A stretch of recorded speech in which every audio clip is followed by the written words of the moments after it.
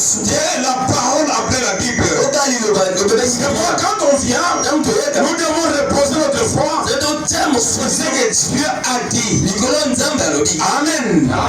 Quand Jésus lui était tenté à la montagne pendant 40 ans, 40 jours, il était avec nous. Moïse était le type de Jésus-Christ. Et Moïse, quand il est allé à la montagne, il a rencontré la colonne de feu. Il avait son expérience en lui. Il devait renoncer à cette expérience pour acquérir l'expérience de Dieu. La bonne expérience, c'est pas votre connaissance. C'est le contact avec le surnaturel. Quand vous rencontrez le surnaturel, quand vous rencontrez Dieu, c'est alors que vous pouvez affronter n'importe quel adversaire. Moïse est allé, il faisait peur que le troupeau de Jéthro. Pendant qu'il allait là, il a vu la grande colonne de feu. Il lui est apparu dans un buisson. Le buisson était en feu. Il ne se consumait pas. Moïse s'est retourné pour voir mais c'est quoi cette vision. Écoutez, Dieu, l'éternel, l'ange de l'éternel, c'est la même personne. Si vous lisez chaque jour, Exode chapitre 3, on dit l'éternel dit à Moïse. Quand il voulait tourner, Dieu dit à Moïse. Quand il voulait faire ceci, l'ange dit à Moïse. C'était la même personne qui s'était révélée à Moïse. Et Moïse en face de lui, Moïse devait se conformer à ce que Dieu disait. Non pas ce que Moïse pensait, mais ce que Dieu lui disait. Et le frère Madame dit, que serait-il arrivé à Moïse si au lieu d'ôter le soulier, il avait dit je vais ôter mon chapeau. Dieu n'a pas besoin que vous fassiez mieux que ce que lui pense.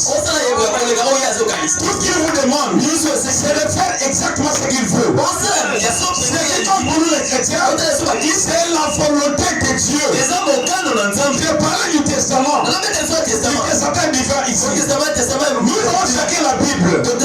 Mais nous ne savons pas c'est quoi la Bible. Pourquoi nous appelons le testament. Amen. Je voudrais revenir sur ça. Mais moi, je suis aujourd'hui, qu'as-tu dans ta main. Vous avez lu le frère Madame. Peut-être que je ne vais pas avancer comme le frère Madame l'a présenté. Parce que je voudrais que chacun comprenne.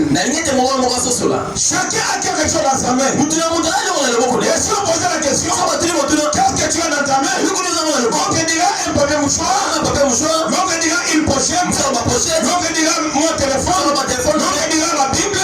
Chacun a quelque chose. Mais nous, dans la main maintenant, nous avons quelque chose de spécial. Cette chose, c'est le testament. Parce que le monde a fêté la résurrection de Jésus-Christ. Un monde n'est pas important s'il n'a pas laissé un testament. C'est comme quelqu'un qui est venu, il est passé inaperçu. Mais si on laisse un testament, c'est derrière lui. C'est une lettre posthume. Non. Une lettre qui produit les effets après la mort de son auteur. Parce qu'il n'a aucune importance. Tant que le testataire vit, c'est ce que la Bible dit dans Hébreux chapitre 9. Le testament n'est valable que si la mort est constatée. Donc si Jésus est en vie, le testament n'a pas de sens. Il n'a aucune valeur. Il devait d'abord mourir. C'est pourquoi le Nouveau Testament, aujourd'hui avons la révélation, n'a pas commencé à la veille de Jean-Baptiste. Non pas à la naissance de Jésus-Christ. Parce que le testament commence à la mort. C'est quand Jésus est mort que le testament est inauguré. Et si le testament est inauguré, c'est le héritier qui doit bénéficier. Et la Bible dit, nous sommes héritiers. Et co-héritiers avec Christ. Ça veut dire quoi? Tout ce qui appartient à Jésus-Christ. Si le ciel lui appartient, si la terre lui appartient, nous sommes co-héritiers. comprend très bien ça. Alléluia. Lui comprend très bien ce que c'est. Amen. Et dans le portail de l'héritage, il n'y a pas des aînés. Il n'y a pas de plus jeunes. Tous sur le même pied d'égalité. Il n'y a pas de l'enfant né hors du mariage. Il n'y a pas de l'enfant né dans le mariage. Dans l'ancienne loi, on faisait la distinction. Mais actuellement, tout le monde a le même droit. Ceux qui sont nés dans le mariage et ceux qui sont nés hors du mariage, nous avons tous le même droit. C'est comme ça que nous, et le Seigneur Jésus-Christ, nous sommes héritiers du même héritage. Dans la parole de Dieu, Jésus n'est pas supérieur à vous. Et nous ne sommes pas supérieurs. Jésus, il faut faire la part des choses. Entre Jésus et quand on dit Dieu, ça veut dire Amen. Amen. Jésus est Dieu. Mais quand on présente les Écritures, dire Jésus et dire Dieu, il faut des nuances. Parce que Jésus c'est le corps. Dieu c'est le Christ. Jésus c'est le corps dans lequel Christ a habité. C'est quand Christ est entré dans le corps là, qui était le réceptacle, Jésus devient Dieu. Parce qu'il était le temple du Dieu tout-puissant. Amen. C'est pour ça que quand il est allé à la croix, Jésus ne pouvait pas mourir. Les gens disent que Dieu était mort. Comment votre Dieu est mort? Jésus était mort. Mais Christ n'était pas mort. Avant la mort, on a dit Eli, mon père. Pourquoi m'as-tu abandonné? Dieu l'avait quitté. Et le corps est mort. Pour inaugurer le testament. Je comprends. Alléluia. Christ est mort pour inaugurer le testament. Et quand le testament est inauguré, on attend ce que les enfants grandissent. Et notre âge de maturité, l'âge de majorité, c'est le baptême du Saint-Esprit. Quand quelqu'un reçoit le Saint-Esprit, il entre dans le testament, et commence à explorer. Nous chercher à prendre tout ce qui lui appartient. Avant cela, il faut d'abord avoir la révélation que tu es un héritier. Un héritier, on est bien ses droits. Et ses droits sont consignés dans son testament. Il y a différence entre notre testament ici et le testament des hommes. Et que dans ce testament-là, s'il y a 4 parcelles, on dira les enfants ont droit à 3 parcelles. C'est comme ça. Ok?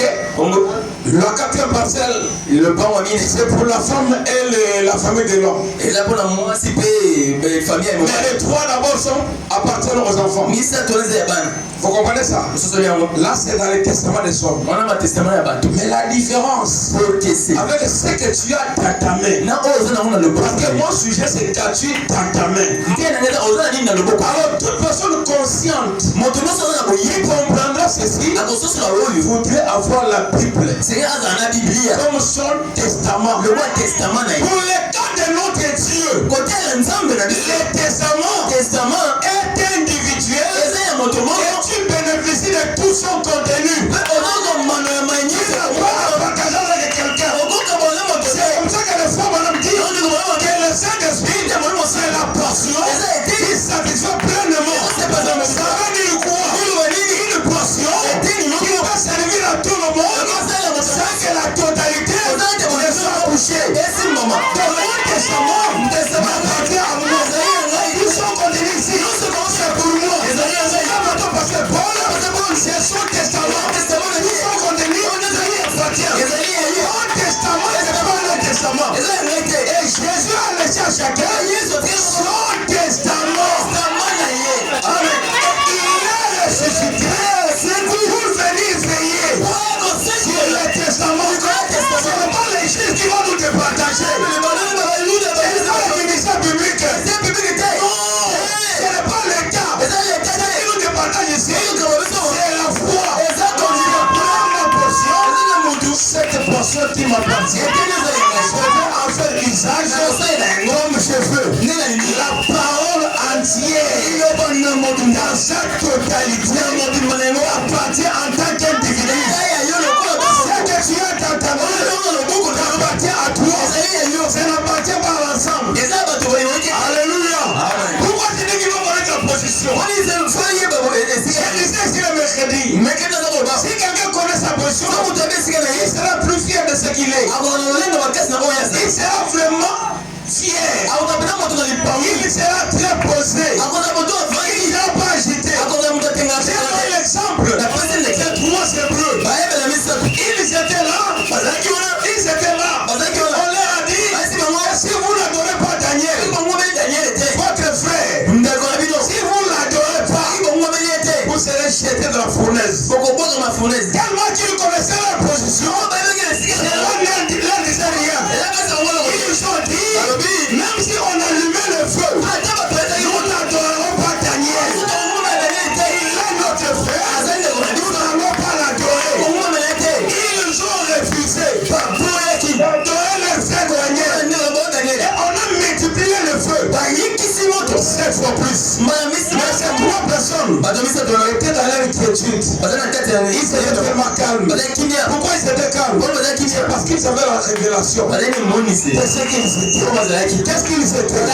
Leur père était la grande colonne de feu. Leur père, c'était le feu devant. Devant le feu, le feu ne brûle pas le feu. C'était tellement calme. Ils savaient que le feu ne ferait rien. Ils ont affronté le feu sans avoir peur. Ils sont entrés dans le feu. Ils étaient là. Peut-être que ceux qui étaient jetés avant eux, on n'aurait même pas vu leur saut. Mais ces jours-là, les gens ont vécu le miracle. Dans le feu, on a vu le 4e homme, la grande colonne de feu. Dans la fournaise ardente, le feu à côté du feu. Le feu ne brûle pas le feu. Ils étaient là, à l'aise, à leur inquiétude. Ils ont dit ça ne suffit pas. Il faut comprendre maintenant. Même Daniel, si tu n'adores pas ta statue, tu seras jeté dans la fosse au lion. Daniel était là. Il dit, je ne peux pas m'adorer moi-même. Je n'adorerai jamais cette statue. Tout ça, c'est parce qu'il connaissait sa position. Et c'était quelle position? Il savait que son père était le lion de la tribu de Juda. Et lui était le fils du lion. Il était tellement certain que les lions ne mangent pas les lions. C'est pour ça qu'il est entré parmi les lions. Il s'est fait chef des lions. Il était chef des lions. Parce que lui était lion. Et les autres étaient lions animaux. Lui devait dominer. Il était le fils du lion. Il est entré parmi les lions. Il était calme. Il avait l'inquiétude. Il n'avait peur de rien. Mes frères, mes soeurs, c'est Dieu de Daniel. Est ici. Là, je vais te surprendre. Toi, tu es plus que Daniel. Tu es plus que le 3 Hébreux. Amen. Tu es plus que Moïse. Je suis en train de dire dans ma prédication. J'ai commis la même erreur que j'avais comme de l'autre côté. Mon église m'avait chargé de vous servir. Amen. Si vous permettez ça, on retourne que je transmets ma salutation. Nous continuons de prédication. Vous savez, mes frères, dans la vie, on sacrifie le moins important pour gagner le plus important. Je vais te montrer comment tu as plus de valeur devant Dieu comparativement à Jésus-Christ. Toi, tu as plus de valeur. Sois calme. Tu vas comprendre. Amen. Dieu n'avait qu'un seul fils. C'est le Seigneur Jésus-Christ. C'est comme si toi tu as faim. Tu as 1000 fois dans ta poche. Il faut sacrifier le moins important pour gagner le plus important. Ce ne sont pas les 1000 fois que tu vas couper pour te nourrir. Mais il te faut sacrifier les 1000 fois. pour avoir le pain. Jésus était le Fils unique. Pour que Dieu t'écaille, pour qu'il ait la communion avec toi, il a pris le Fils unique. Il a libéré. Comme étant le moins important pour te gagner toi. Il ne se limite pas à ce qui en était une fois comme une expiation. Il prend son esprit. Il le passe en toi pour que tu deviennes lui. Pour que tu deviennes toi. Tu es la costume de Dieu. Alléluia. Tu es le manteau de Dieu. Dieu habite en toi. Tu n'es qu'une enveloppe qui permet à Dieu de se déplacer. Tu es celui comme la colonne de feu était la forme visible de Dieu. La colonne de feu était déversée en Jésus-Christ. C'est comme ça quand Jésus est sur terre. La colonne de feu ne paraissait nulle part. Parce qu'il était la colonne de feu. Après sa résurrection, il est monté au ciel. La colonne de feu est rentrée. Il s'est identifié devant Paul. Elle a dit, je suis Jésus. Que tu persécutes. Et le frère Branham vient. Il dit, le Jéhovah de l'ancien Testament, c'est Jésus dans le Nouveau Testament. Le même hier, aujourd'hui, éternellement. Mais aujourd'hui, tout ce qui était dans le Père, dans le Fils. Tout ce qui est dans le Fils est dans l'Église. Et l'Église c'est toi, et c'est moi. C'est comme ça que nous sommes le tabernacle de Dieu vivant. Nous portons la parole de Dieu. Nous sommes les porteurs de la parole de Dieu. Alléluia. Qu'est-ce que tu as entendu? Alléluia. Écoutez, Moïse avait le bâton dans sa main. Ce qui faisait sa force, ce n'était pas le bâton, mais c'était le Dieu qui était derrière le bâton. Lui qui était fugitif, il est né comme Jésus-Christ sous la persécution. Il est allé dans le désert à 40 ans. Il a mis 40 ans dans le désert. Ça faisait 80. Et à 80 ans, il reçoit l'appel de Dieu. Dieu lui dit, Moïse, tu dois maintenant rentrer là-bas. Lui qui n'avait pas une armée, lui qui n'était pas formé, il dit à Dieu, est-ce que ces gens vont me croire? Il me faut de preuves. Pour montrer à ces gens, c'est toi qui m'as envoyé. Dieu lui pose la question, qu'as-tu dans ta main? Toi aussi tu as des besoins. Je te pose seulement la question, qu'as-tu dans ta main? Je vais lire les frères Branham. Je commence à donner main. Que je lise un peu là. Je suis dans. Qu'as-tu dans ta main? Prêché le 20 novembre 55.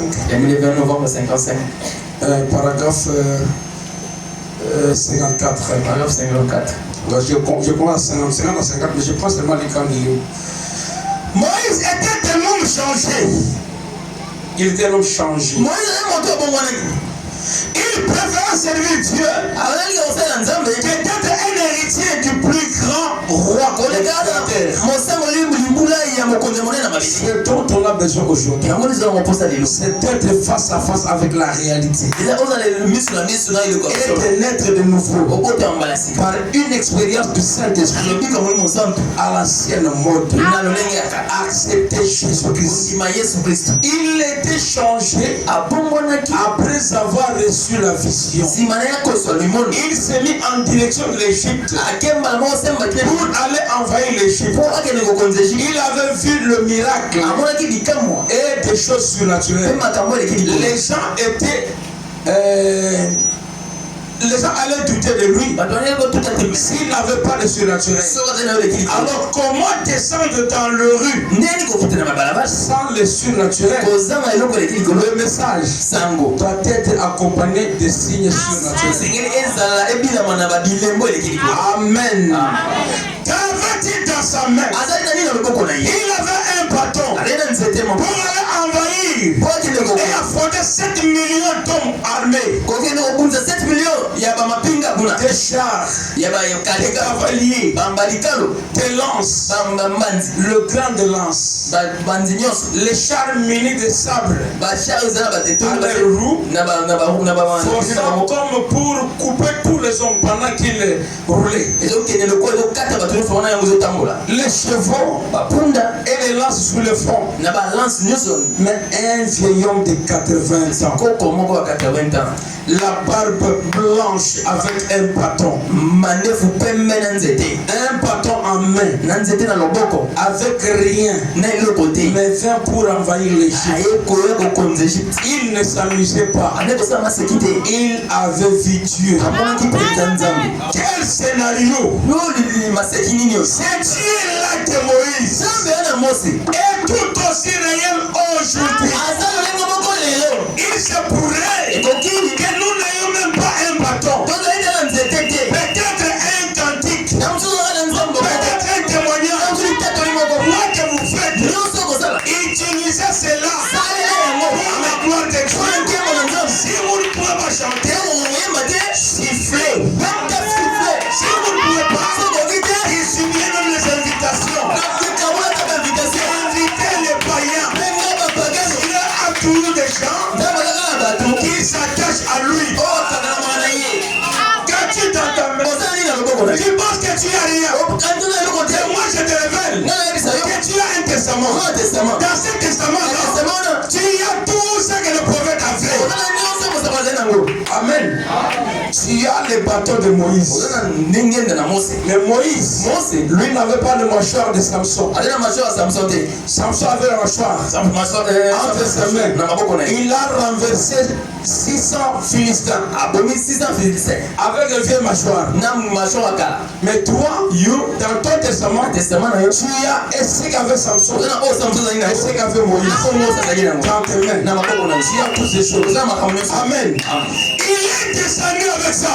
Il avait l'assurance. Parce que derrière lui, c'était Dieu. Il ne comptait pas sur sa force. Parce que lui n'était pas fort. Il comptait sur les dieux. Il l'avait appelé. Si tu marches, souviens-toi que tu n'es pas seul. Parce que ton testament dit, je serai avec vous et même en vous. Amen. Même dans la vallée de l'ombre de la mort, ne crée aucun mal. C'est ce que dit ton testament. Si tu as la majorité, si tu as l'âge de majorité, tu vas toujours te référer à ton testament. Un enfant intelligent, quand il reçoit le testament, il doit commencer par vérifier pour savoir tout ce qui lui appartient. Si le testament n'a pas de patrimoine, il n'est pas un testament. Pour qu'on parle d'un testament, il faut qu'on y trouve une richesse. On ouvre le testament, il n'y a pas de bouton, il n'y a pas de chemise, il n'y a pas de robe. Encore c'est un testament. Pour qu'on parle d'un testament, il faut qu'il y ait un patrimoine à l'intérieur. Si ta Bible est un testament, ça signifie que c'est un livre plein de richesses. Beaucoup de gens pensent le testament sans comprendre encore ce testament. Si vous n'avez pas la révélation, vous allez vivre en dessous de vos privilèges. Aujourd'hui, tout celui qui sortira d'ici et qui n'avait pas la Bible faudrait avoir la Bible. Parce que la Bible, c'est un testament. Et dans le testament, il y a la richesse. Quand le frère Branham dit, vous devez lire la Bible chaque jour. C'est pour comprendre qu'est-ce qui vous appartient. Si vous avez la révélation, vous savez qui vous êtes.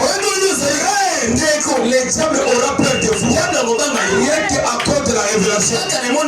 La révélation te dit, toi, que tu es fils de Dieu. Donc si tu comprends que tu es fils de Dieu, tu n'as pas à écouter les gens qui te diront que tu iras en enfer. Parce que l'enfer n'est pas ta promesse. L'enfer n'est pas dans ton testament. Dans ton testament, on va dire tu es fils du roi. Amen. Écoutez, Quand nos sœurs s'habillent à longue robe, vous savez pourquoi?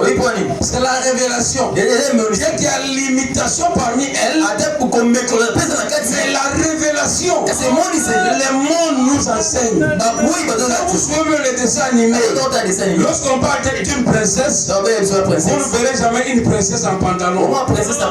Ça c'est le monde. Dans les dessins animés, une princesse en pantalon, vous ne la verrez pas. Amen. Alors que les naturels, tu vis les spirituels. Nous pouvons lire Dieu dans les naturels. Amen. Dans ton testament, il est dit que tu es Dieu. Ouvrez Jean 10, 34. Jean 10, 34. Ouvrez Jean 10, 34. Qu'est-ce qu'il y a dit dans ton testament? Parce que quand tu dis dans ta Bible, peut-être tu prends ça comme un livre. Mais je parle du testament pour que tu comprennes en quoi c'est un testament. Dans Jean 10, 34, il est dit, n'est-il pas écrit dans votre loi? Je dis, vous êtes Dieu. Est-ce que vous le croyez? C'est ce qui est écrit dans ton testament. C'est pourquoi mon sujet, c'est qu'as-tu dans ta main? Qu'est-ce que tu as dans ta main? Ce que tu as là est plus que toutes les richesses que tu cherches dans le monde. Oh frère, si tu es malade, dans ton testament, il est écrit, je suis l'Éternel qui te guérit de toutes tes maladies. Sans exception. Ça c'est dans ton testament. Pas le testament du pasteur. Pas le testament du prophète. Le testament t'appartient. Il t'appartient. Il est à toi. Ce n'est pas pour vous deux. Le testament ici, chacun a son testament. Il faut madame dire que le Saint-Esprit est une portion qui satisfait pleinement. Je l'ai dit ici. Si vous rentrez sur Internet pour chercher l'explication, c'est pas la portion qui satisfait pleinement. On vous dira que c'est une portion où chacun peut prendre et la totalité ne bougera pas. Amen. Amen. Toi et Jésus, vous êtes identiques. Sur le plan quantitatif, il est plus grand que vous. Sur le plan qualitatif, vous êtes identiques. Le frère Branham dit, c'est comme une cuillerée d'eau tirée de l'océan. Et vous allez tester cette eau-là pour le composant. Il y a dans l'océan, sera dans cette cuillère. Vous êtes la cuillère, la plénitude de Dieu est dans vous, selon le vase que vous êtes. Alléluia. Alléluia.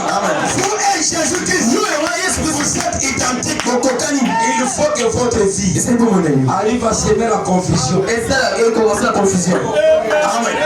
Je disais ici que dans votre testament, Dieu peut vous amener à vous révolter. Jésus avait dit, je ne vous laisserai pas orphelin. On ne peut pas être orphelin d'un grand frère. On est orphelin que du Père. Donc quand il dit je ne vous laisserai pas orphelin, c'est dit qu'il est notre Père. Amen.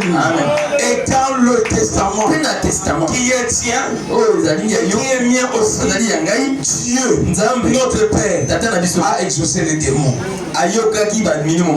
Les démons l'ont apporté.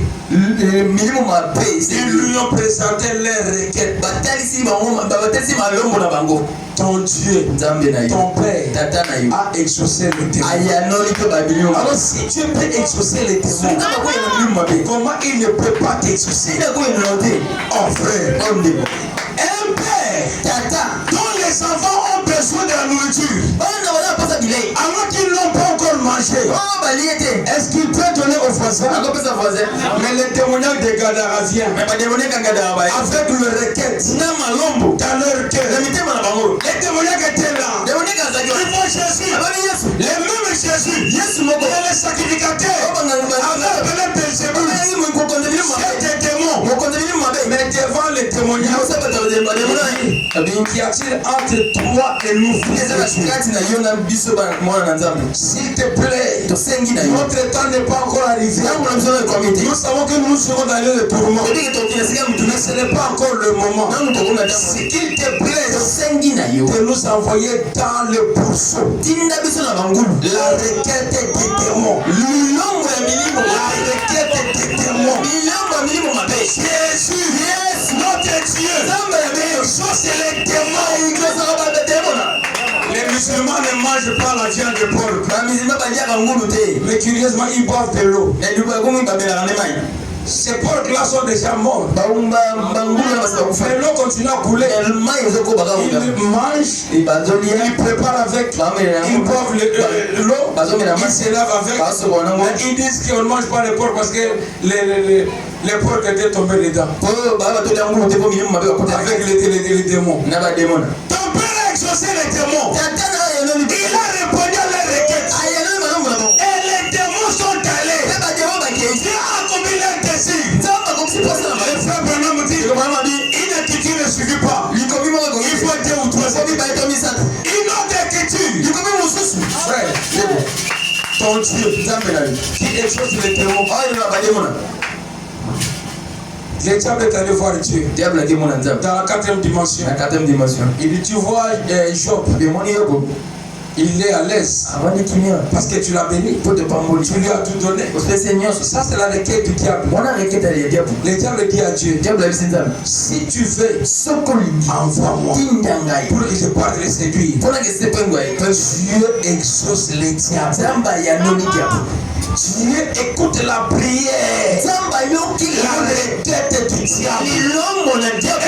Envoie les démons pour aller séduire, pour aller détruire, pour aller tenter Job.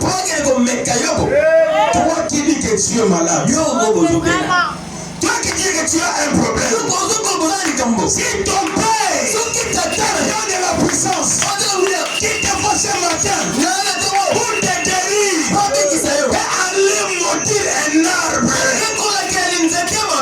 Vous savez, notre Dieu est compliqué. Dieu est compliqué. Quelqu'un qui veut le suivre, c'est dans la condition. Il devait accepter. Il dit, va d'abord vendre tout ce que tu aimes. Vends tes biens et viens et suis-moi. Ce n'est pas une fausse doctrine ça. Et c'est ça cadre avec la parole. La parole disait qu'on le suive. Quelqu'un vient te suivre. Toi tu chantes des écritures. On va d'abord vendre. C'était écrit où avant de me suivre il faut vendre les biens. Ce qui est prédestiné, peu importe ce que les gens feront, Dieu frayera toujours un chemin. La prédestination n'est pas d'obstacle. Les derniers d'autres qui étaient prédestinés enterrer son père. Jésus dit, laisse les morts enterrer leurs morts. Quelqu'un qui ne veut pas le suivre, il dit laisse les morts enterrer leurs morts. Mais quelqu'un qui veut le suivre, il lui donne la condition. Amen. Frère, c'est pas la grâce que nous sommes héritiers. Jésus-Christ. C'est pas la grâce que nous sommes bénéficiaires. Promesse sexuelle. Et qui ont te promis? On te dit, si tu rentres dans l'école, est-ce que ta nourriture ici t'appartient? Quand tu vas rentrer, tu n'as pas besoin de la permission pour aller manger. Parce que la promesse, c'est que Dieu t'a promis. Ça ne doit pas être une promesse aujourd'hui. Ça doit être une possession. C'est que Dieu a déjà dit, c'est toi le possédé. Quand tu dis, il a compris, c'est moi qui applique la foi pour posséder ce qu'il a dit. Je n'ai pas besoin de aller demander ce que Dieu m'a déjà promis. Je n'ai pas besoin d'aller demander ce que Dieu m'a promis.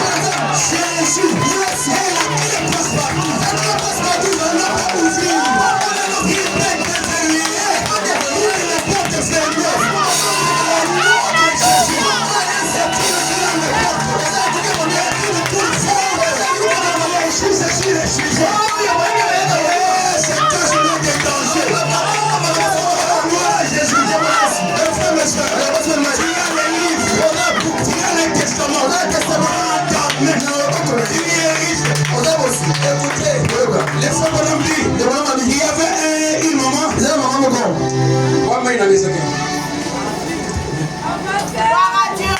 Il y avait une maman. Cette maman-là avait un fils qui était allé en vacances. Et elle était l'enfant d'aller. Il dit maman, je peux peut-être prendre beaucoup de temps. Toi tu restes ici. Je te laisse le bien. Apprends à vivre avec le voisin. Si tu manges un peu, tu vas brandir ta main droite, tu brandis ta main gauche et tu ne mourras pas de faim. Maman Zoba, qu'est-ce qu'il fait? La maman, qu'est-ce qu'elle a fait? Ce qu'elle a ici, elle mange, elle termine. Elle sort devant la porte. Elle fait ceci, elle fait ça, après elle rentre dormir. Et quand le fils est rentré, ça c'est pas le faux bonhomme, ça c'est une histoire que je raconte. C'est le vieux sur le faux bonhomme. Après la fin, maman commence à souffrir. Maman entre dans la maison. Elle n'a plus rien à manger. Son fils rentre. Maman, pourquoi tu souffres? Oh non, tout ce que tu m'avais laissé là, j'avais déjà consommé. Ce n'est plus rien. J'ai souffert. Est-ce que tu faisais ce que je t'ai dit? Oh oui, je faisais ça. Chaque jour. Comment tu faisais? Quand je préparais et je mangeais, je sortais ici à la porte. Je faisais ça. Je faisais ça. Et je rentrais dormir. Maman Yazoba. Il faut savoir partager à droite, partager à gauche. Et quand tu vas manquer, il faut te soutenir. Qu'est-ce que tu as dans ta vie? Va avec cette force que tu as. Si tu as la sagesse, tu ne manqueras de rien. Parce que dans ta main, tu es plus que riche. Je reviens sur les frères blancs.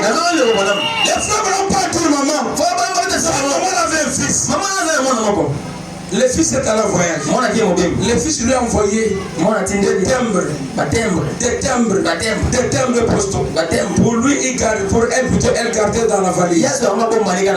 Elle en avait plein là-bas. Et la maman commençait à souffrir. Les gens venaient maintenant pour vérifier. Qu'est-ce que tu as ici? Pourquoi tu souffres? Mais ton fils qu'on voyait ici, on savait longtemps qu'il est parti. Je ne le vois plus. Nous sommes en difficulté. Il y a des problèmes. Mais il ne t'envoie rien. Oh, il m'envoie seulement des photos. Viens nous montrer les photos. On regarde les photos. Mais ce n'était pas les photos. C'était l'argent. La maman était extrêmement riche. Elle vivait dans la pauvreté. Elle vivait dans la misère. Parce qu'elle ne connaissait pas. L'ignorance est l'ennemi de la foi. Les chrétiens vivent en dessous de leurs privilèges parce qu'ils ne connaissent pas leur position. Ta position est bien décrite dans la Bible. Les Écritures te donnent exactement ce que tu es.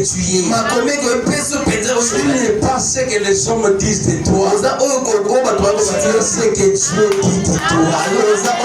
Dans ton testament, même dans la vallée de l'ombre de la mort, Jésus a promis qu'il sera avec toi. Dans ton testament, il t'a été dit que il tombe à ta gauche, il met à ta droite, tu ne seras pas atteint. Qu'est-ce que tu as dans ta main? Écoutez, je prends une autre prédication. Marquez deux prédications déjà. J'étais approché des prédications.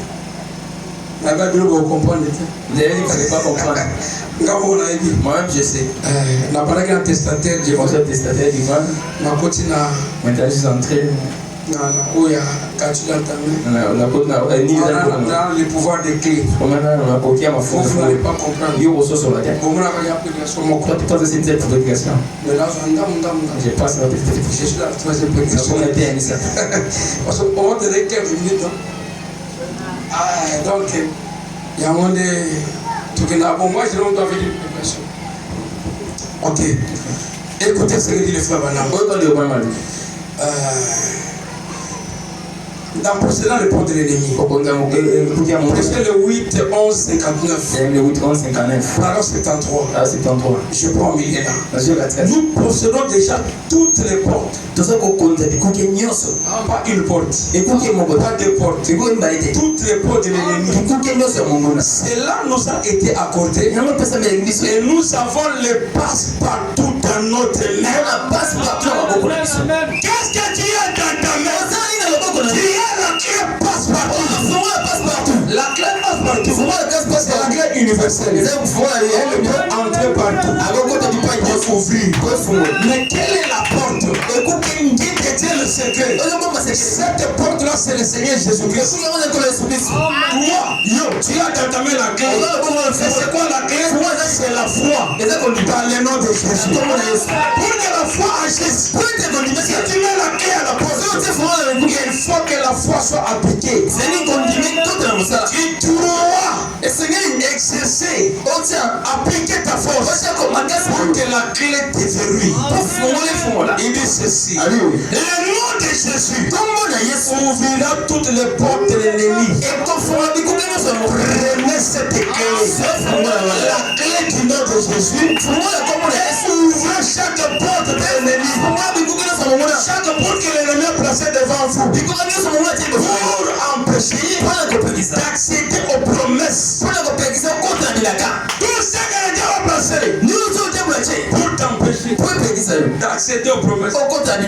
Le nom de Jésus peut ouvrir ses portes. C'est comme ça qu'il a dit.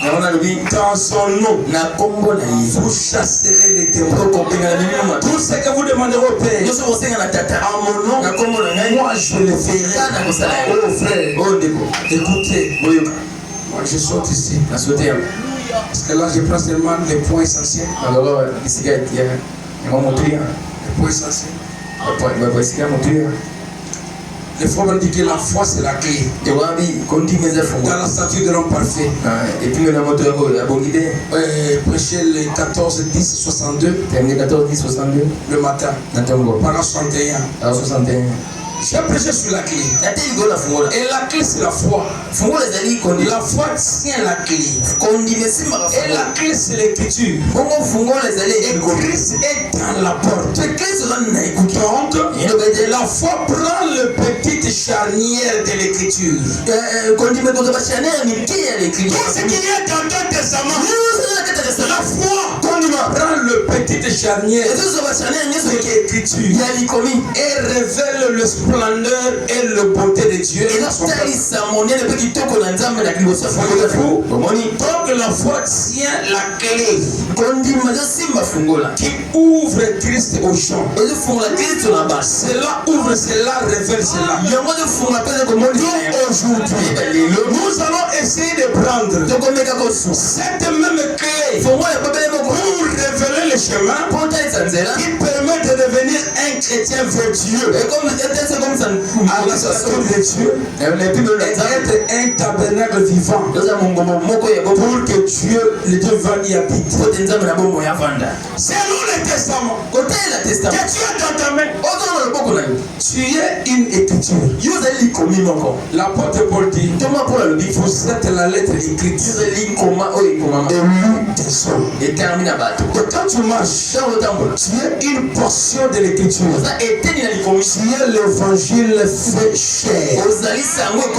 Je te révèle quelque chose. Toute parole de Dieu doit être faite chair.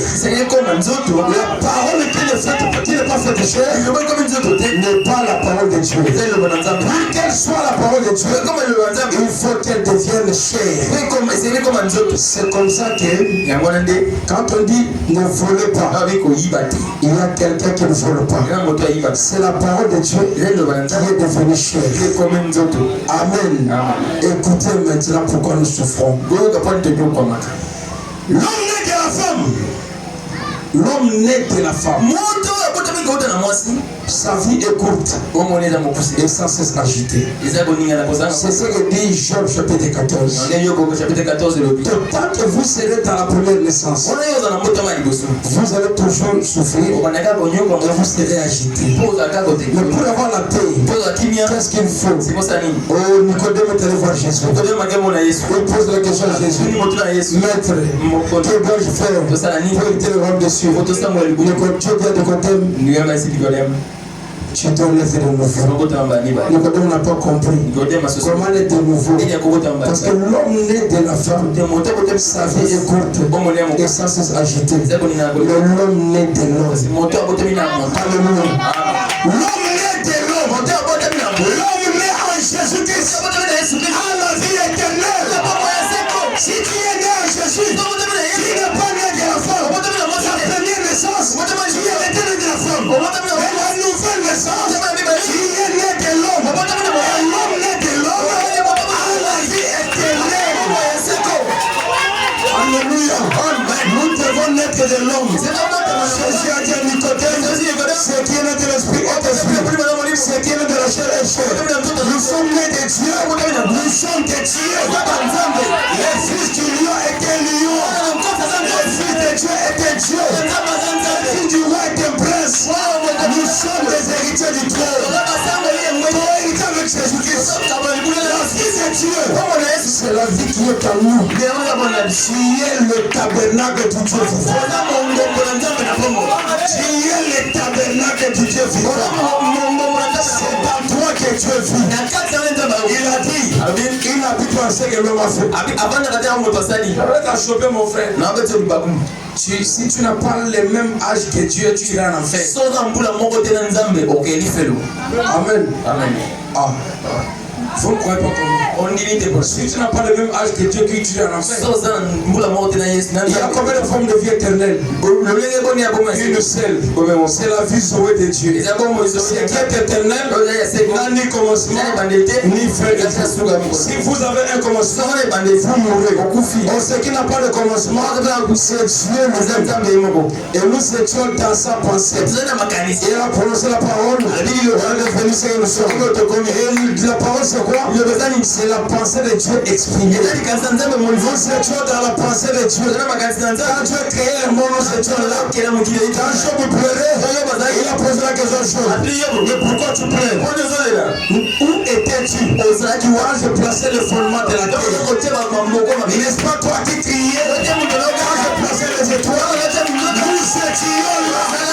Dans la pensée de Dieu. Quand Dieu a créé le monde, nous avons le même âge que Dieu. Amen. Parce que quand nous nous disons ça souvent, nous avons le même âge que Dieu. Si tu n'as pas l'âge de Dieu, tu mourras. Parce que pour ne pas passer, tu dois être la parole. Les cieux sur la terre passeront, mais la parole ne passera pas. Si tu es la parole, tu ne passeras pas. Amen. Amen. Si tu es la parole, tu ne passeras pas. Nous avons le même âge que Dieu. Nous sommes la parole. Nous sommes le parole vivante. Quand tu marches, c'est Dieu qui vit en toi. Et il a compris sa promesse. Il a compris ce qu'il a promis. Il dégage les vertus. Il dégage la puissance. Il te montre la parole. Et les gens se nourrissent de votre vie. Tu n'es pas un homme ordinaire. C'est ce que Dieu t'a donné comme position. Tu es un homme céleste. Parce que dans ton testament, Jésus a dit, je vous laisse dans le monde, mais vous n'êtes pas tout le monde. Amen. Tu n'as pas de commencement. Tu n'as pas de commencement. Si tu as un commencement, tu dois avoir une fin. Moïse, sans le Saint-Esprit, il vient, il dit, au commencement, Dieu créa les cieux sur la terre. Quand nous on lit comme ça, nous comprenons que c'était une erreur. On ne peut pas être Dieu s'il n'y a pas quelque chose pour adorer. Donc au commencement, il ne peut pas être Dieu. Parce que Dieu signifie objet d'adoration. Pour que l'on parle de Dieu, il faut qu'il y ait des créatures qui vont t'adorer. Donc Moïse, quand il a dit ça, c'est parce qu'il n'a pas le Saint-Esprit. Mais quand je reçois le Saint-Esprit, il ne dit pas au commencement Dieu créa. Il dit au commencement était la parole. Donc le commencement a trouvé la parole. La parole est Dieu. Et nous sommes la parole. Nous étions dans la pensée de Dieu.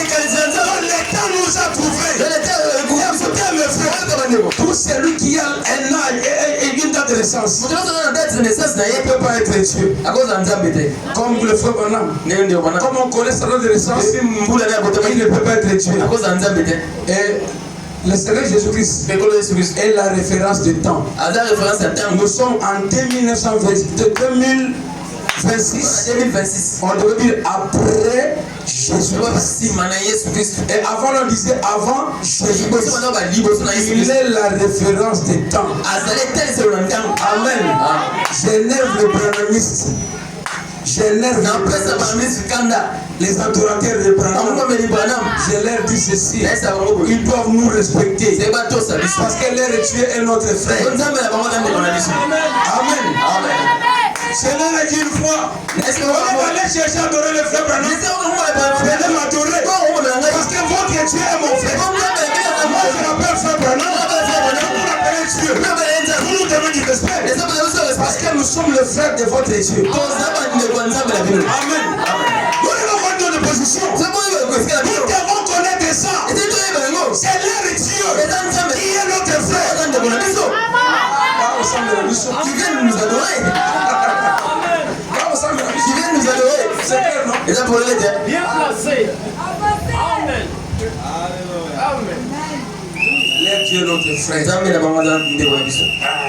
Nous sommes fiers d'être les frères de leur Dieu. Amen. Écoutez mes frères. Qu'est-ce que tu as dans ta main? Tu as toutes les vertus. C'est lui qui a Dieu dans sa main. A toute la plénitude. Promesse divine. Et c'est dans ta Bible. Entre les mains de l'Église. C'est tout aujourd'hui. Une puissance qui peut nous amener à créer un autre monde. Si cela n'était pas contraire aux règles de la loi, nous pouvions aller créer notre monde. Je veux t'achoper. Dieu ne sera jamais intelligent. Amen. Même si tu refuses, tu vas accepter. Amen. Dieu ne sera jamais intelligent. Nous sommes intelligents comparativement aux autres. Quel est plus intelligent que toi? Jésus, lui n'a pas besoin de comparer. Il est incomparable. Comment on peut dire qu'il est intelligent? Il est la source de l'intelligence. Il n'est pas sage. Il est la source de la sagesse. Le jour où tu deviendras intelligent, il va modifier sa parole. On le corrige par la perfection. Il est déjà parfait. Et la parole est parfaite. Il ne sera pas intelligent. Il modifie ce qui est dit. C'est pourquoi il avait dit ma parole ne peut pas sortir et rentrer sans produire les effets. Si les effets de la parole peuvent se produire maintenant, que chaque malade retrouve la guérison. Reçois ta guérison. Reçois ta délivrance.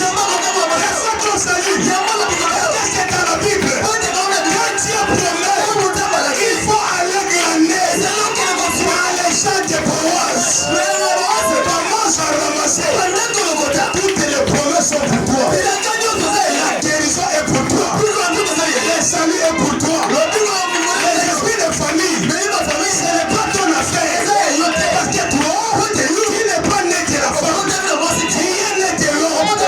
La vie, tu es dans cet homme-là. C'est là où il y a la paix. Il y a la paix. Il y a la joie. Il y a l'honneur. Il y a le bonheur. Dans cette vie-là, le testament dit tu seras la tête et non la queue. Ils te feront la guerre. Ils ne te viendront pas. Ils viendront par un chemin. Ils vont rentrer par ce chemin. C'est ce que dit ton testament. Que lui, il tombe à ta gauche. Il ne va pas à terre. David avait une lance dans sa main. Il s'est perdu devant Goliath. On est à David. Tu es encore trop jeune. On te met ces histoires.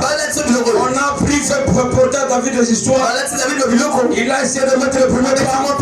Il a senti que ça pressait. On ne peut pas aller avec ces histoires. Il a dit non.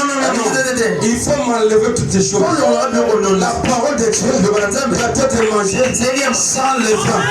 Il faut qu'on l'appelle comme tel. La promesse de Dieu n'a pas besoin des explications. Il a enlevé tout pour qu'il avance avec Dieu. Et quand il avance avec Dieu, il est allé conquérir. Il a franchi les portes. Il a renversé Goliath avec la foi. La foi sans le Saint-Esprit est arrivé à renverser Goliath. Quand on dit que ces gens n'avaient pas le Saint-Esprit, peut-être les gens ne comprennent pas. Avant l'expiation, tu ne faut pas vivre dans l'homme.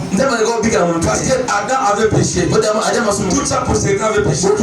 Il aurait fallu que Dieu vienne d'abord. Il verse son sang pour laver l'homme. Afin de préparer une place pour que lui vienne habiter.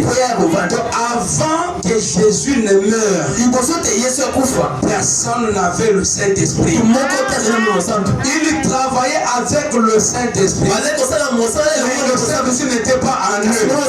C'est comme ça que Adam à Jean-Baptiste, tous étaient dans le séjour des morts. Dans le sang des bouquets de taureaux, ne pouvait pas le racheter. Il aurait fallu que l'homme vienne. Oh frère, l'homme, c'est nous qu'on a prêté pour la première fois. Voici l'homme. Adam n'était pas l'homme. Adam était l'image de l'homme. Nous sommes nés d'Adam, c'était l'image de l'homme. Mais quand Jésus est venu, ce n'était pas l'image, c'était l'empreinte de sa personne. Il a dit celui qui m'a vu a vu le Père. C'était l'empreinte de sa personne. La réalité de l'ombre.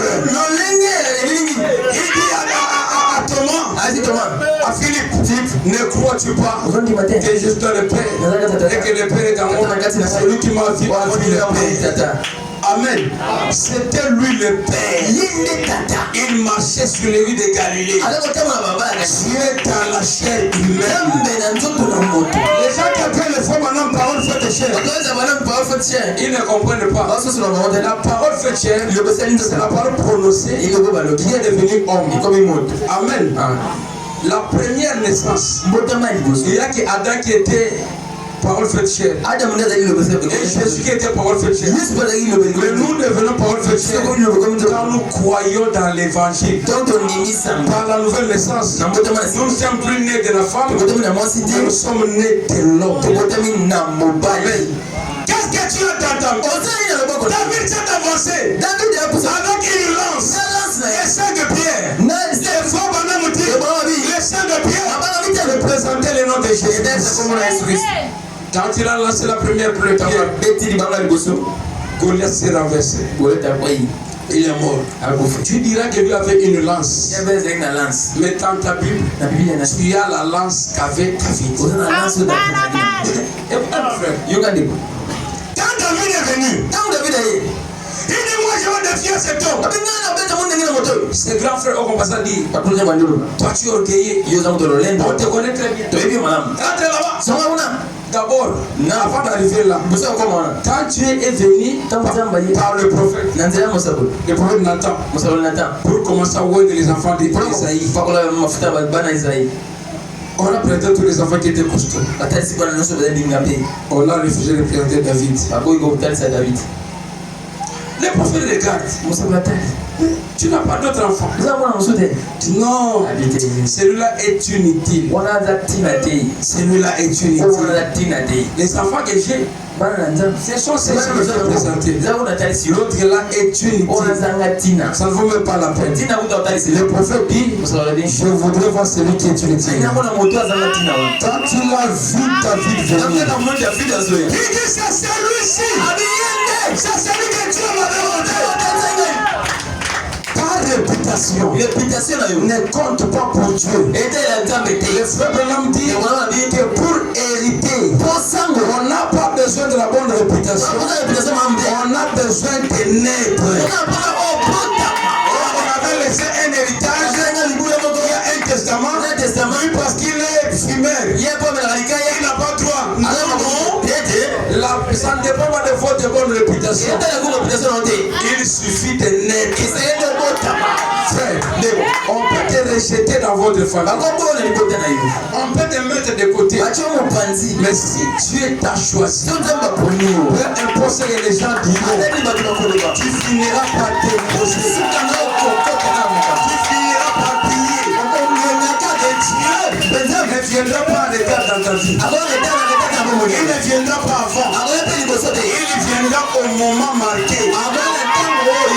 C'est pourquoi ceux qui veulent sur la promesse n'ont pas besoin de combattre, n'ont pas besoin de s'imposer, n'ont pas besoin de faire la course. David est resté là. Il savait très bien que la promesse était qu'il allait hériter le trône. Qu'il n'avait pas hérité le trône.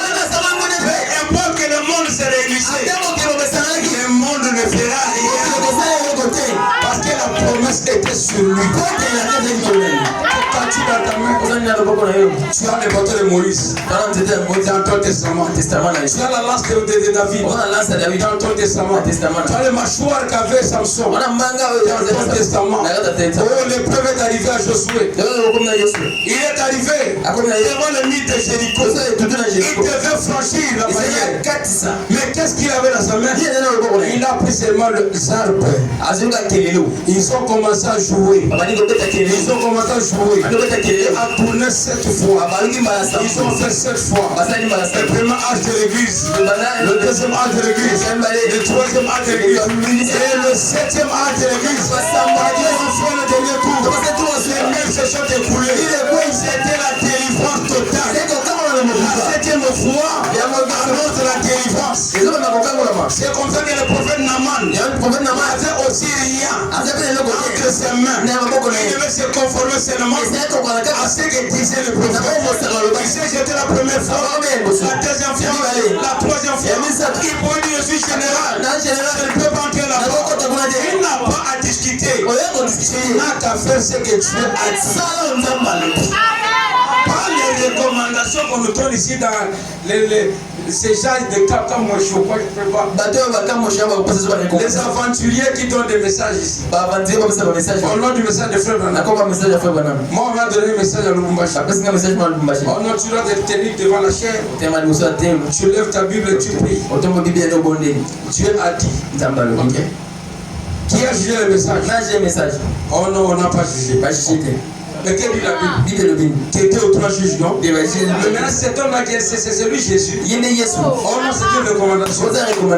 Ok. Après, j'aurai quoi? Comme ça, je vais tester. Si ça arrive, ça c'est Dieu me donner. Si vous dites que j'aurai $500,000, je vais faire pour attendre. J'aurai quoi? Oh non, c'est une recommandation. Je l'ai dit. Allez dire à Dieu que je le ferai. Mais oui! Comment blaguer avec les gens comme ça? La Bible dit, n'ajoutez pas foi à tout esprit. Il faut éprouver les esprits. Les gens nous amènent à croire au diable sans le savoir. On ne prend le sang de mettre dans la bouteille. Et boire ce temps-là, ça ne dépasse pas minuit. Moi, je vais boire des bouteilles comme ça, même 6 par jour. Parce que je transpire trop. Quand tu dis que je bois avec une bouteille, tu sais la minute, comment tu saurais quoi après? Oh non, c'est une recommandation. Où est-ce qu'on nous amène? Nous avons la promesse. Nous avons la parole. On ne peut pas ajouter à foi à tout esprit. Toi-même là, tu es tué. C'est ce que le testament dit. Mais comment tu te laisses séduire par quelqu'un qui n'a même pas le Saint-Esprit? Par quelqu'un qui ne connaît même pas le message en question. Il vient te séduire. Et tu crois au nom de la recommandation. En tout cas. Amen. Qu'est-ce que tu as dans ton cœur? Il y a tout le secret de Dieu. Parce que le testament dévoile toutes les volontés. Qui te courroucent, qui te font. Avant qu'il quitte la terre, il déclare cette dernière volonté. Cette parcelle donne à tel. Cette besoin à tel. Il écrit tout. Il t'a dit. N'ajoute parfois à tout esprit. C'est dans ton testament. Si on vient te faire croire à quelque chose qui n'est pas dans ton testament, et tu crois à cela, tu es séduit. La séduction, l'envoûtement, c'est vous amener à croire à quelque chose qui n'est pas la parole de Dieu. C'est ça l'envoûtement. Amen. Comment toi un Dieu va t'envoûter comme Dieu Amen.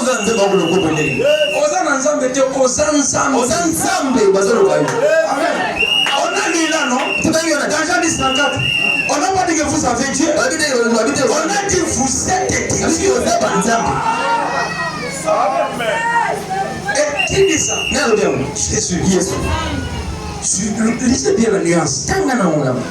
Il dit, n'est-il pas écrit dans votre loi? Et comment mettez beaucoup de bino? Après dit, moi, j'ai dit vous êtes des dieux. Mais la loi était donnée à Moïse. Toi tu n'étais pas là. Comment toi tu dis que tu as dit là-bas? Nous sommes des dieux. Frère, avant que Moïse fût, lui était. Et le frère Branham dit que Jésus était jeune. À 30 ans. Il paraissait comme un vieux. À 50 ans. C'est comme ça que les pharisiens pouvaient le regarder et lui dire, toi qui n'as même pas 50 ans, tu dis que tu as vu notre père parce que l'apparence qu'il avait était l'apparence d'un vieux. Les châtiments qui nous donnent qu'il a paix, il est tombé sur lui. Par ces meurtrissures, par nous serons sauvés, par nous serons guéris. Nous savons été. La guérison est conjuguée au passé. La délivrance est conjuguée au passé. Le salut est conjugué au passé. Il y a déjà acquis. Il y a déjà acquis. Ça t'appartient. Ça ne viendra pas. C'est déjà accompli. C'est à toi de croire. Quand tu appliques la foi, ça devient une réalité. C'est quoi la guérison? La guérison, c'est oublier qu'on est malade. Si tu reçois la révélation, tu oublies que tu es malade. On appelle ça la guérison. La guérison est un acquis. Le frère Branham dit, avant qu'il y ait une écaille, s'il est trop d'un poisson, Dieu avait commencé à pouvoir l'eau. Parce qu'il savait que le poisson ne peut pas vivre sans l'eau. Il a commencé à pouvoir l'eau. L'homme était créé, les derniers, dans toute la création. Pourquoi? Tu dois le savoir. Pourquoi? Parce qu'il devait pouvoir d'abord à la terre. Il savait que tu n'allais pas marcher dans l'espace. Il a prouvé un endroit pour que tu marches. Il savait que tu construis la maison. La maison ça va dans l'espace. Il a prouvé la terre. Il a prouvé la verdure. Parce qu'il savait que tu devais manger. Il a prouvé le poisson, les animaux. Quand tout était prêt, c'est alors qu'il t'a créé. Avant que la maladie ne vienne, on va commencer d'abord à pouvoir la guérison. La guérison a précédé ta maladie. La solution a précédé ton problème. Pour ce que nous voyons, que l'accomplissement, la vie est un film dont le metteur en scène est le créateur lui-même. Nous sommes en train de marcher dans la victoire et vivre dans la victoire parce que nous sommes convaincus que le victorieux n'est pas loin de nous. Le victorieux est à nous. Nous sommes vainqueurs, non pas par notre force, mais par celui qui a vaincu. Frère, le chômage est un état d'esprit. La pauvreté est un état d'esprit. La misère est un état d'esprit. Tout dépend de votre décision. Je prends une autre prédication qui n'était pas prévue.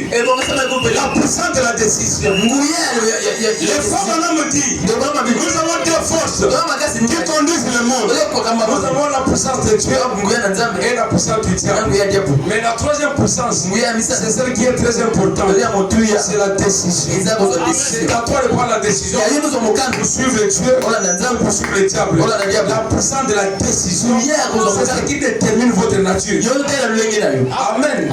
C'est ça. C'est là où reposent nos espoirs.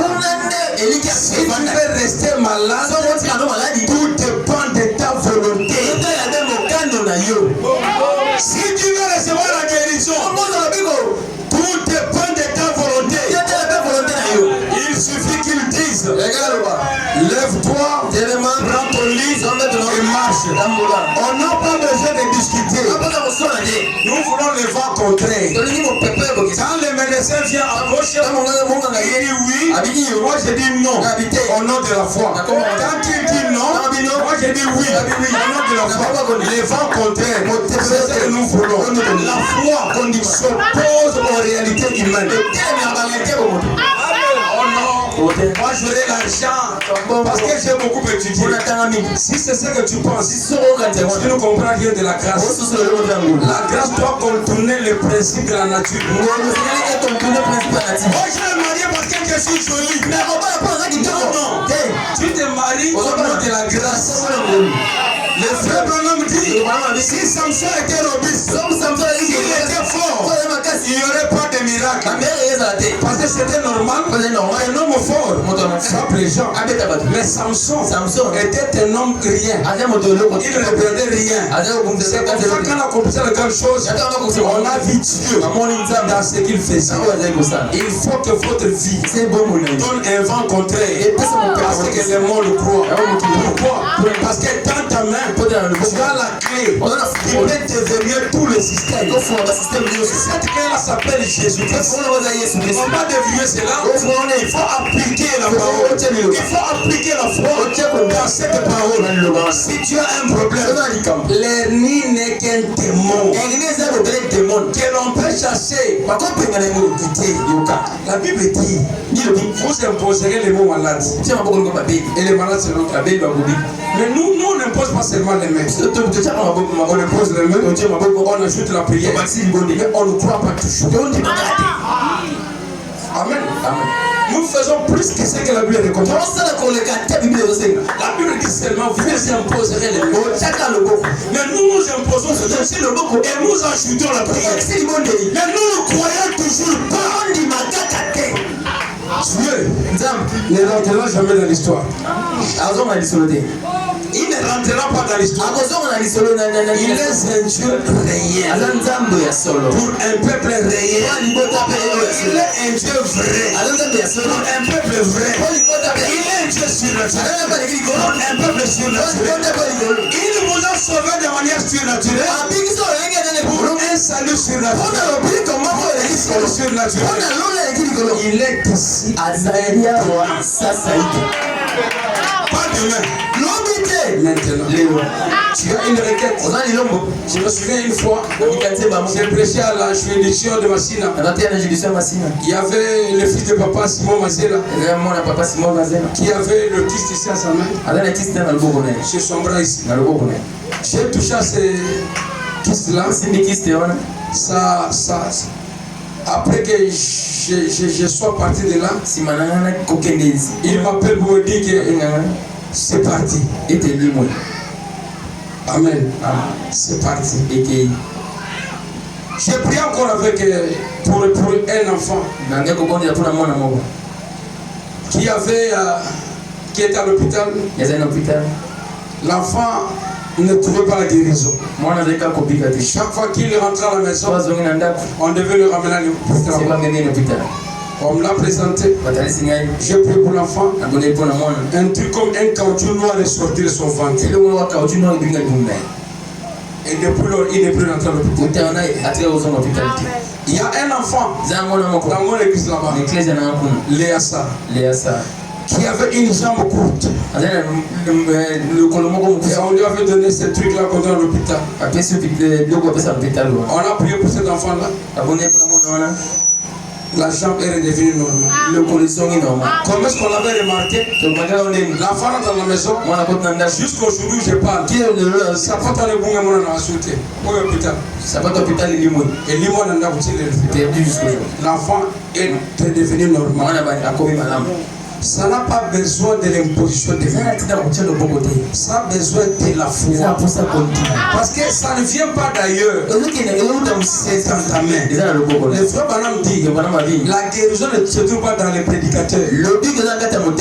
La guérison se trouve en vous.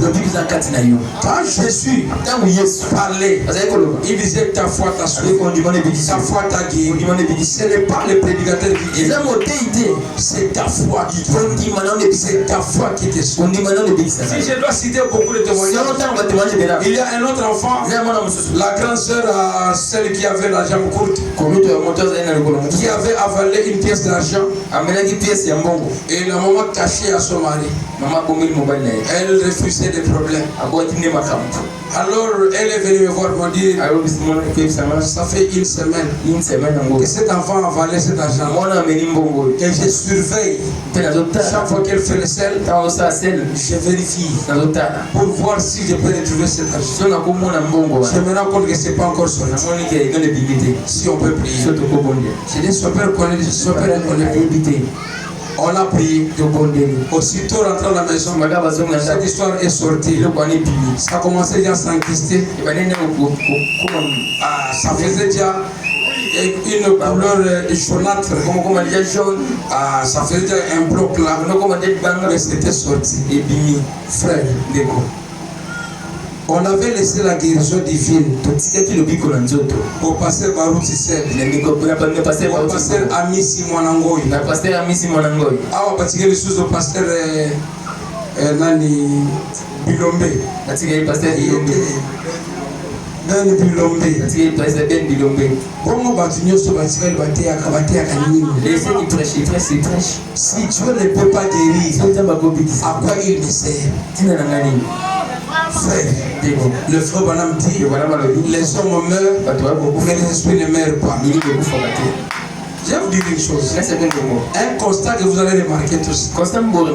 Ça peut aussi te révolter. Là, je vous amène dans l'attitude de la prière. C'est pourquoi je donne des témoignages. Si quelqu'un faisait un songe, on a vu l'ombre de mort sur eux, on a vu un accident, il viendra vite voir le pasteur. Prie pour moi. Il y a l'ombre de mort sur moi. Oui. Pour l'ombre de la mort, le frère Léon nous disait que le message soit vérifié ou pas. Priez d'abord. Les restes sont vérables. Amen. Là, nous croyons. Mais quand quelqu'un faisait un songe, qu'il vous a vu devenir milliardaire, nous ne croyons pas. Nous croyons seulement à la malédiction. J'ai vu l'ombre de mort sur toi, je vois le pasteur. Je t'ai vu millionnaire, là je ne vois pas le pasteur. Nous croyons facilement parce qu'il nous fait du mal. Mais quand tu as l'avantage, est-ce qu'elle a possible? Qu'est-ce que j'ai dit? Ce sont des réalités. Nous croyons facilement. Quand on parle de la malédiction, c'est nous croyons. On cherche la prière. Mais quand c'est la bénédiction, frère, parfois il y a qui beaucoup mangé. Ça, c'est une passion comme ça. Non, frère. Alors que dans ton testament, il est écrit que Dieu parle tantôt d'une manière, il parle pas de vision, il parle pas de songe, mais c'est dans ta main. C'est dans ta main. C'est pas que moi je ne prêche pas. Je te rappelle seulement qu'est-ce que tu as dans ta main. Tu as tout le message. Tu as le Dieu créateur dans ta main. Mais pourquoi ta situation ne change pas? Même ton frère qui est malade, même ta soeur qui est malade, ça n'a pas besoin d'écouter. Est-ce que quand tu salues ton frère, le soir, Pourquoi? Tu dis frère, on va se voir demain. Pour moi, on a lobby. Qui te rassure que tu vas arriver demain? C'est la foi. Nous avons la foi dans les futurités. Et quand tu es malade, on oublie qu'on a la foi. Quand tu prends ton foi, vous allez vous voir demain. Qui te rassure? C'est la foi. Vous comprenez? Jésus prend la force qu'il avait. Il va maudire un arbre. Alors que cet arbre-là avait raison. La Bible dit, ce n'était pas la saison. Jésus a faim. Ce n'était pas la saison. Il a maudit l'arbre, l'arbre a fait quoi? Frère, Dieu prend la puissance qui peut te guérir. Cette puissance-là, il va guérir un opossum. Il va donner la vie à un petit poisson. Il répond aux démons. Frères et sœurs, si tu es malade, tu as une requête, tu as un problème, ton testament te garantit tout. Ton testament te garantit tout. C'est à toi de croire. Si ton père te donne quelque chose, il te laisse que ça t'appartient. Il y a cette histoire qu'elle ne doit pas demander. On dit l'homme quittera son père et sa mère, s'attachera à sa femme. Est-ce que nous avons besoin de croire ou de demander? C'est de croire. On demande tout est possible à celui qui croit. Tu as le besoin, tu as les requêtes, tu as besoin de prier. Non, tu as besoin de croire. Amen. On a posé la question à Jean-Baptiste, à Jésus. Pourquoi les disciples de Jean-Baptiste gênent-ils? Quelle était sa réponse? C'est parce que l'époux n'est pas avec eux. Les amis de l'époux ne gênent pas. Est-ce que vous comprenez? Est-ce que vous comprenez tout ça? Oh non, le pasteur Paul ici, il est toujours en veste là-bas. Il ne va pas à la montagne. Ce n'est pas de sa faute. C'est la faute de son testament. Cette loi-là de la montagne a été posée par Jésus-Christ. Il avait dit, l'heure vient et elle est déjà venue. Où ça ne sera plus à la montagne, ça ne sera plus à l'église. Les vrais adorateurs adoreront le Père en esprit en vérité. Nous n'adorons pas un Dieu qui est au ciel. Nous adorons le Christ qui est en vous. Amen. Les mêmes Dieu, les mêmes Jésus, on lui pose la question. Nous sommes allés là-bas. Les esprits nous ont résisté. C'est quel esprit? L'épilepsie. Pour cet esprit-là, vous devez gêner. Il ne refuse pas le gêne, mais c'est circonstanciel. Mais les amis de l'époux marchent avec l'époux. Aujourd'hui, on ne marche pas seulement avec l'époux, mais l'époux vit en nous. Parce que le testament dit, je serai avec vous, et même en vous. Donc tu es le porteur du testament et tu portes Dieu en toi. Tu es le manteau. Tu es la chemise de Dieu. Tu es la veste de Dieu. Quand quelqu'un vous touche, en principe, il touche à Jésus-Christ. Frère, je te donne ta position. On dit que nous sommes dans la main droite de Dieu. Pour que Satan arrive là où tu es, nous connaissons comment Dieu est sécurisé. Il y a les anges, il y a les archanges, il y a les trônes de Dieu. C'est qu'on parle des cieux et du ciel. Il y a 3 cieux. Jésus est au ciel. Amen. Le ciel et les cieux. Pour arriver là-bas où il est, vous devez renverser toute la sécurité. Renverser Dieu et vous ravir de sa main. Et il dit, c'est lui qui vous touche à sa prunelle. Mais qui est celui qui peut toucher la prunelle de Dieu? C'est la révélation que tu as qui va déterminer ta position. Amen. Donc Satan pour t'atteindre doit traverser les 3 étapes. La justification, la sanctification et le baptême. Or s'il traverse ces étapes, il devient inoffensif. Il devient votre frère. Donc quelqu'un qui connaît sa position et qui croit qu'il est dans la main de Dieu, croit à la sécurité. Il sait, il témoigne, il confesse. Il est intouchable. Lelo yokokambangai nasengite misonanga. Je n'ai pas besoin que mes yeux voient la colonne de feu, mais je veux que la colonne de feu soit dans mon cœur. Nasengite misonanga mona likosi. Je ne veux pas que mes yeux voient la colonne de feu. Je veux qu'il soit à l'intérieur. Qu'est-ce que tu as dans ta main? Tu as tout ce que le prophète avait. Et tu as Dieu en toi. Donc tu es plus qu'un prophète. Oh frères et sœurs, puisque tu es plus qu'un prophète, quelle est cette demande-là?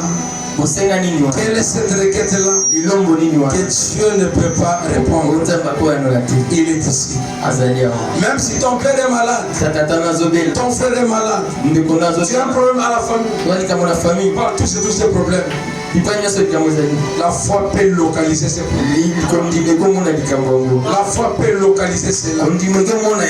Oh frère, les mots de passe. Les forums disent dans les situations que j'ai ici que Jésus est la porte et la foi est la clé. Si vous placez la clé à la porte et que vous ouvrez Jésus-Christ, c'est à l'intérieur de Jésus la parole que vous allez avoir accès au testament. C'est en Jésus qu'il y a le testament. Si vous entrez là-bas, vous allez commencer à ramasser tout ce qui vous appartient. La guérison est pour vous. Le salut est pour vous. La joie est pour vous. Ne vivez pas une vie vaincue. Le vainqueur marche avec vous. Le vainqueur, c'est le Seigneur Jésus-Christ. Il est la parole vivante. Il est ici. Amen. Si tu crois qu'il est ici,